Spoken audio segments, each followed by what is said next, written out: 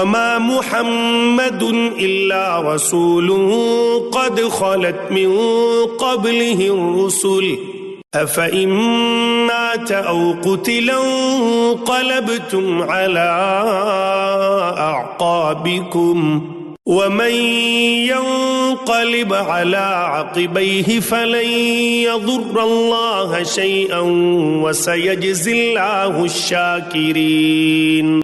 حضرت محمد صلی اللہ علیہ وآلہ وسلم صرف رسول ہی ہیں، ان سے پہلے بہت سے رسول ہو چکے ہیں۔ کیا اگر ان کا انتقال ہو جائے یا یہ شہید ہو جائیں تو تم اسلام سے اپنی ایڑیوں کے بل پھر جاؤ گے؟ اور جو کوئی پھر جائے اپنی ایڑیوں پر تو ہرگز اللہ تعالیٰ کا کچھ نہ بگاڑے گا۔ ان قریب اللہ تعالیٰ شکر گزاروں کو نیک بدلہ دے گا۔ وما كان لنفس أن تموت إلا بإذن الله كتابا مؤجلا ومن يرد ثواب الدنيا نؤته منها ومن يرد ثواب الآخرة نؤته منها وسنجزي الشاكرين۔ بغیر اللہ تعالیٰ کے حکم کے کوئی جاندار نہیں مر سکتا، مقرر شدہ وقت لکھا ہوا ہے۔ دنیا کی چاہت والوں کو ہم کچھ دنیا دے دیتے ہیں اور آخرت کا ثواب چاہنے والوں کو ہم وہ بھی دیں گے، اور احسان ماننے والوں کو ہم بہت جلد نیک بدلہ دیں گے۔ وَكَأَيٍّ مِّن نَّبِيٍّ قَاتَلَ مَعَهُ رِبِّيُّونَ كَثِيرٌ فما وهنوا لما أصابهم في سبيل الله وما ضعفوا وما استكانوا والله يحب الصابرين۔